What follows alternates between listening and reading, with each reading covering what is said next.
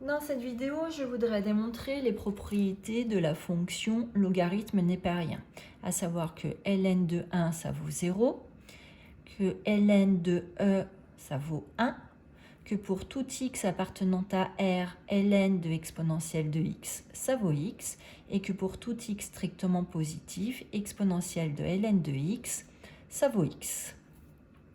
Alors, pour démontrer ceci, je vais m'appuyer sur le fait que la fonction exponentielle et la fonction logarithme népérien sont deux fonctions réciproques. Autrement dit, on a vu tout à l'heure que dire que exponentielle de a est égal à b, pour un a réel et un b strictement positif, ça revenait à dire que a était égal à ln de b. Alors, pour le premier point,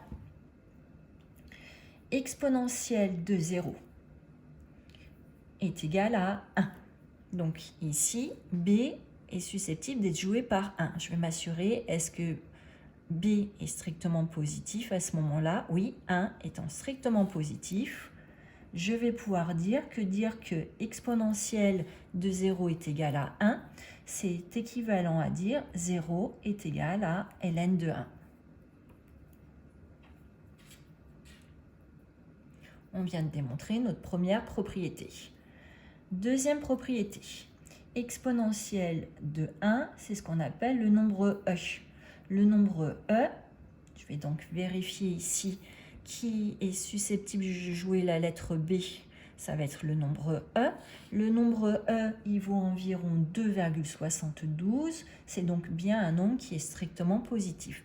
D'après ma propriété ici, dire que exponentielle de 1 est égal à e, ça revient à dire que 1 est égal à ln de e. J'ai donc démontré ma deuxième propriété. Je vais maintenant démontrer que si je prends un x appartenant à R, ln de exponentielle de x, ça va être égal à x. Je vais poser b est égal à exponentielle de x. Donc, d'abord, ce que je vais vérifier, exponentielle, c'est un nombre qui est c'est une fonction qui est strictement positive, donc exponentielle de x, ça va bien être strictement positif. Donc, d'après ce qu'on a vu ici, quand j'ai un b qui est strictement positif, dire que b est égal à exponentielle de a, ça revient à dire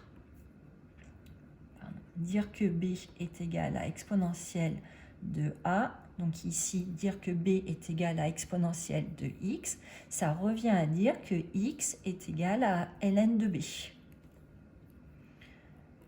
Et je vais maintenant remplacer b par sa valeur.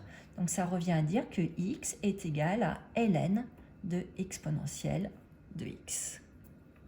J'ai donc prouvé la propriété suivante. Quand je travaille avec un x qui est strict à un nombre réel x, ln de exponentielle de x, ça vaut x.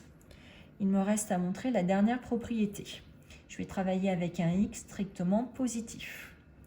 Et je vais poser a égale ln de x. Alors, ln de x, je rappelle, ln, c'est une fonction qui est définie uniquement sur 0 exclu plus l'infini. Comme j'ai choisi x strictement positif, ln de x existe bien.